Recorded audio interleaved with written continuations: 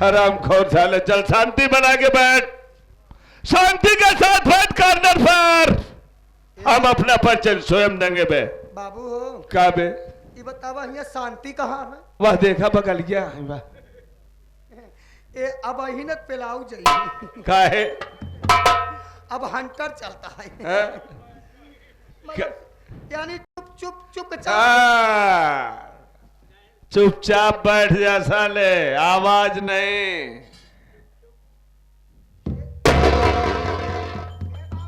क्या बे? का चाहता है?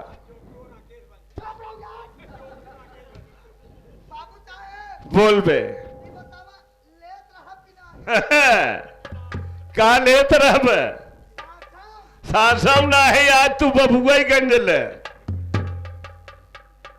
अबे साले सांस, अगर साले सांस नहीं लिया तो आत्मा परमात्मा में विलीन हो जाएगी।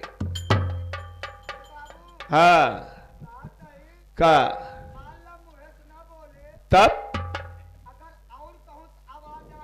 करे कुकुरवा, भगवान तोरे दुई मुंह दिए आहे का?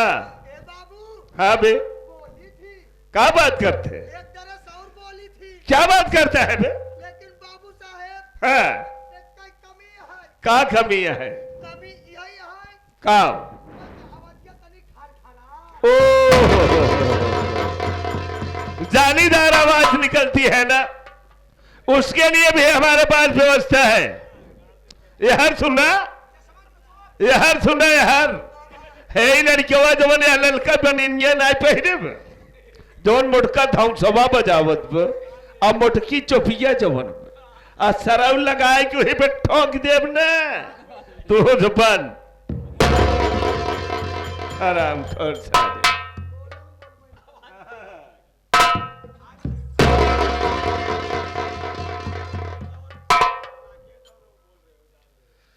हाँ तो परम आदरणीय मेला मालिक महोदय, ग्राम सभा के ग्राम प्रधान जी, क्षेत्र पंचायत सदस्य, बड़े बुजुर्ग, नौजवान साथी, मां बहन बेटी एवं भावी कर्णधार बच्चों, आप सभी लोगों के समक्ष मैं हाथ जोड़ करके गुजारिश करता हूं कि अगर हमारे बोलने में या हमारे पार्टी के कलाकारों से बोलते वक्त अगर किसी भी बात की त्रुटि निकल जाए तो अपना बच्चा, अपना भाई, अपना दोस्त समझ करके साथियों, यह पार्टी आपके पड़ोस की पार्टी जय मां सरस्वती संगीत पार्टी, पार्टी मास्टर हमारे मानव श्रीमान दिलीप कुमार उर्फ राजू हीरो भैया, मालिक हमारे नेम्बूलाल डांसर जी, पार्टी का मैनेजर मैं स्वयं अरुण पेंटर खलनायक। पार्टी की पेश की गई है, इस संगीत के लेखक कोई दूसरा और नहीं बल्कि हमारे पार्टी के मास्टर दिलीप कुमार उर्फ राजू हीरो की लिखी हुई है संगीत, जो आप बीच में पेश अपने उत्तर प्रदेश के अंदर में जितनी भी पार्टी चल रही है, किसी पार्टी के पास ये संगीत नहीं है, only for one Raju and company के पास है। साथियों, आज की रात आपको हम लेके चलते हैं संगीत के माध्यम से बिहार प्रांत। बिहार प्रांत का रहने वाला हूं, बिहार प्रांत का रहने वाला हूं, दुर्विजय सिंह हमारा नाम है, और इस महफिल में आग लगा दूं यही हमारा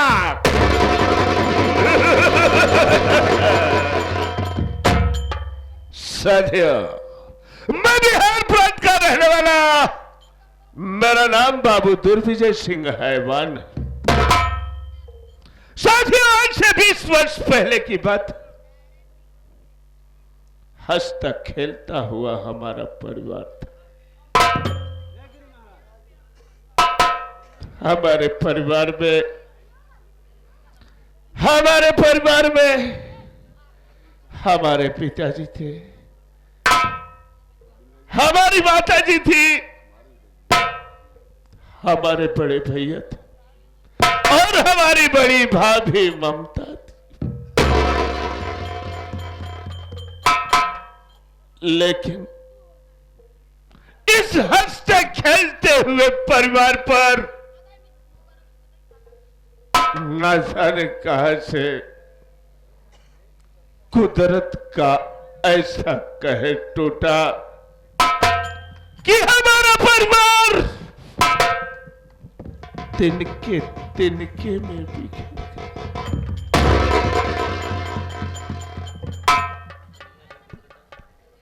साथियों, 20 वर्ष पहले हमारे पिताजी बीमारी की हालत में गुजर रहे थे।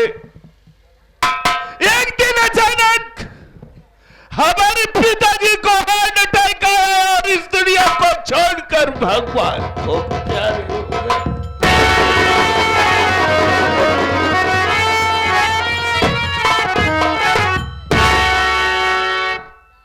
पिताजी का स्वर्गवास हो गया, पिताजी का दाह संस्कार किया गया।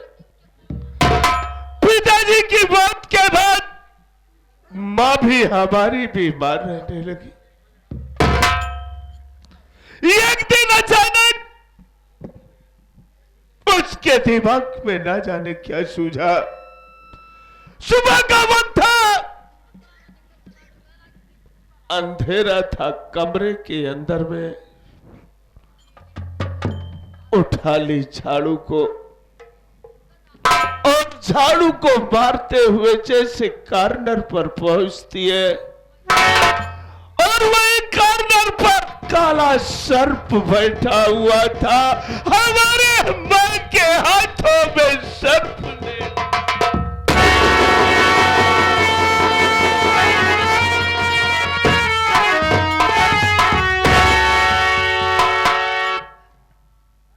मां उसी स्थान पर मर गई। घर के लोगों को किसी को पता नहीं। सुबह उठने के बाद देखते हैं कि मां की लाश पड़ी हुई है। मां का दाह संस्कार किया गया। उसके बाद बड़े भैया हमारा धर्म सिंह हमसे बोलते हैं कि दुर्विजय सिंह, गांव की पढ़ाई तो तेरी पूरी हो गई है, अगर पूरी पढ़ाई करना है तो तुझे पटना शहर में जाकर के अपना नाम लिखवाना पड़ेगा। साथियों, मैं बड़े भाई की बात मानकर पटना शहर के यूनिवर्सिटी कॉलेज में अपना नाम लिखवा लिया।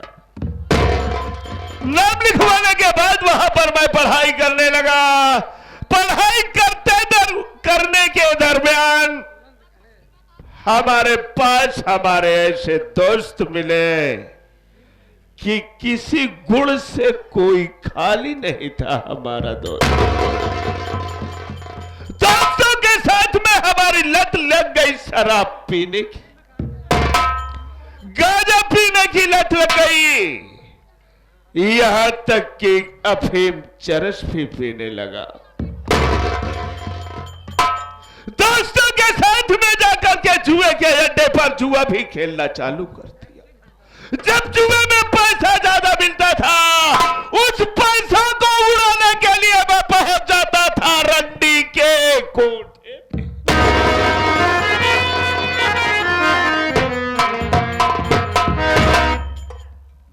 रंडी के कोठे पे जाकर के मुजरा सुनना, यही हमारा काम हो गया पटना शहर में।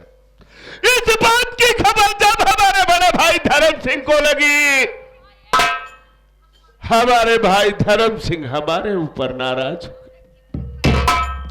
एक दिन साथियों, हमारे जेब में जेब खर्ची नहीं, हम अपने भैया के पास फोन किया कि भैया हॉस्टल की फीस जमा करना है, कॉलेज की फीस जमा करना है और जेब खर्ची भी नहीं है। आप कम से कम 10,000 रुपए हमारे अकाउंट में ट्रांसफर कर दीजिए। भैया हमसे बोलते हैं कि देख बे दुर्विजय सिंह, अकाउंट में तेरे पैसे मैं ट्रांसफर नहीं करूंगा, बल्कि नगद पैसे हैं हमारे पास। तू पटना शहर से चला जा, प्रेमनगर अपना नगद पैसा लेके चला जा। साथियों में पटना शहर से बस से जब मैं निकला प्रेमनगर के लिए, पता जब मैं प्रेमनगर तिराहे पर, तो सबसे पहले मुझे एक दुकान दिखाई पड़ी। दुकान पर बोर्ड लगा हुआ था और उस बोर्ड पर लिखा हुआ था कि आपका ध्यान किधर है, आपका ध्यान किधर है, देसी शराब की दुकान इधर है। बात क्या थी साथियों, मैं पहुंचा शराब के अड्डे पर, एक पौवा डकारा, डकारने के बाद मस्ती के मूड में चल दिया अपनी हवेली की तरफ। सदिया जाकर के देखता क्या हूं, हवेली के गेट के सामने ठीक हमारे बड़े भैया धर्म सिंह खड़े थे। मैंने सोचा कि एक भाई का फर्ज होता है, छोटे भाई का फर्ज होता है कि बड़े भाई का पैर छू ले, बड़े भाई का आशीर्वाद लेना चाहिए। इसलिए मैं पर्दा गेट के सामने अपने बड़े भैया का पैर छूने,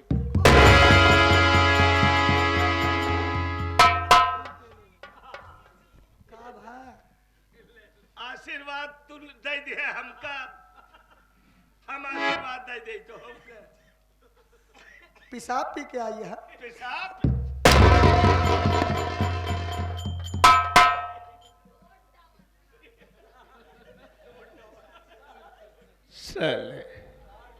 साथियों, जैसे ही मैं भैया का पैर छूना चाहा, भैया खींच करके एक लाख भैया जब खींच करके मारे, मैं पीठ के पल गिर पड़ा उस तरफ।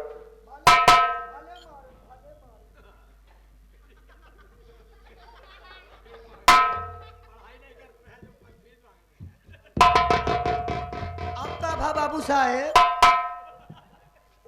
माला तोरे भैया मारे तो भले मारे, भैया हमारे मारन भले मारन, काहे मरवाया है, काहे मरवाए वही तो हम बतावा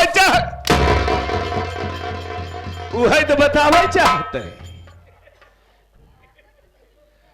खींच करके लात मारे तो मैं भैया से पूछा, भैया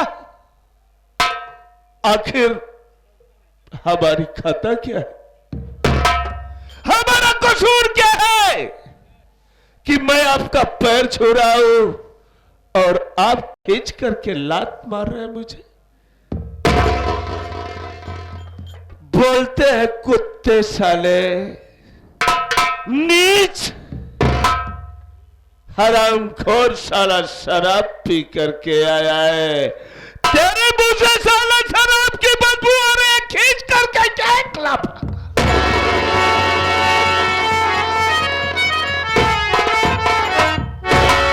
एक लाफा खींच करके इस काल पर दे दिए।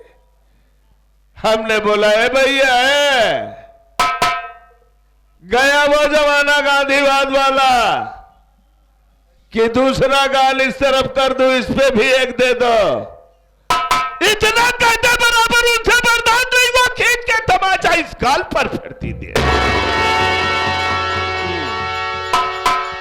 बस क्या था, खोपड़ी साली सनसना गई हरामजादी। मैं बोला है कुत्ते साले, भाई नहीं हरामखोर, तो साला कसाई है। भागते हुए गया मैं अपने कमरे के अंदर, रखा था खंजर और खंजर लगा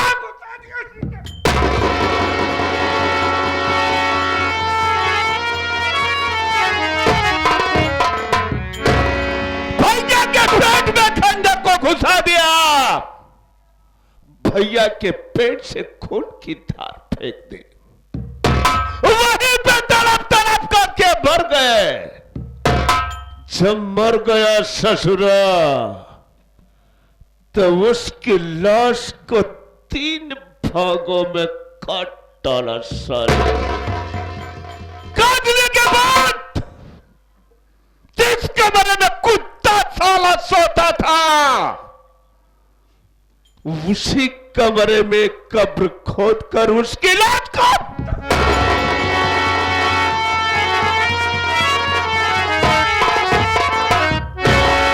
दफन करने के बाद जब मैं घर से बाहर न आया, गेट पे खड़ा होकर के देखता क्या हूं,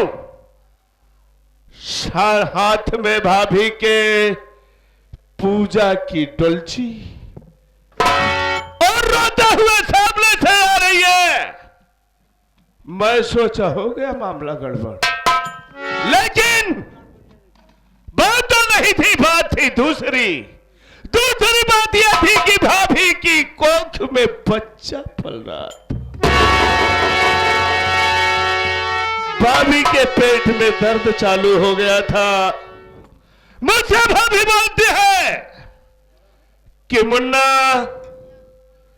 तेरे भैया का पता नहीं है रे, मुझे तत्काल हॉस्पिटल लेके चल रे मुन्ना, नहीं तो मेरी जान निकल जाएगी। साथी में भाभी को लेकर के हॉस्पिटल पहुंचा। वहां पर भाभी ने एक सुंदर सी बच्ची को जन्म दिया, लेकिन कुदरत को कुछ ही और मंजूर। बच्ची पैदा हुई जरूर, लेकिन 2 घंटे के बाद हमारी भाभी भी इस दुनिया को छोड़कर भगवान को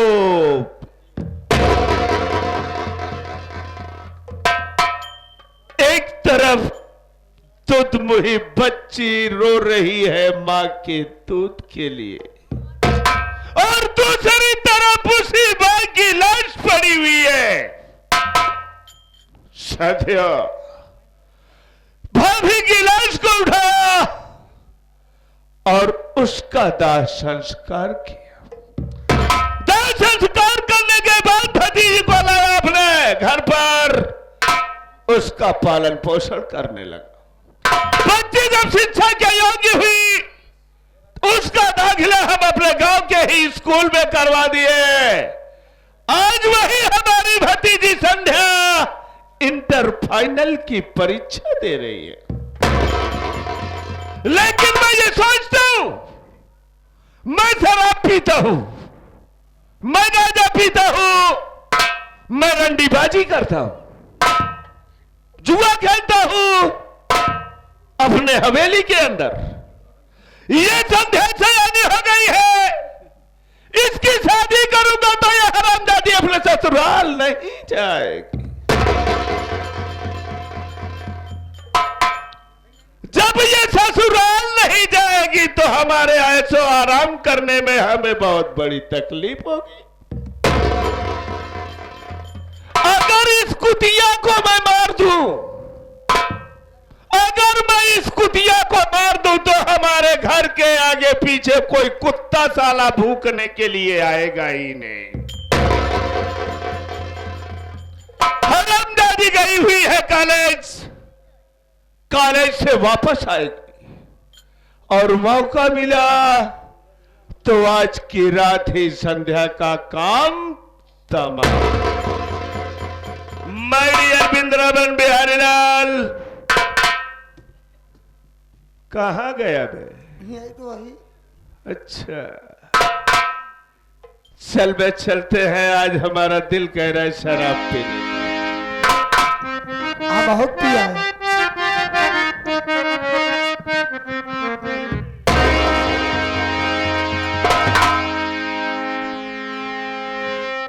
फिर ये उस्ताद क्या लगा रहे यार?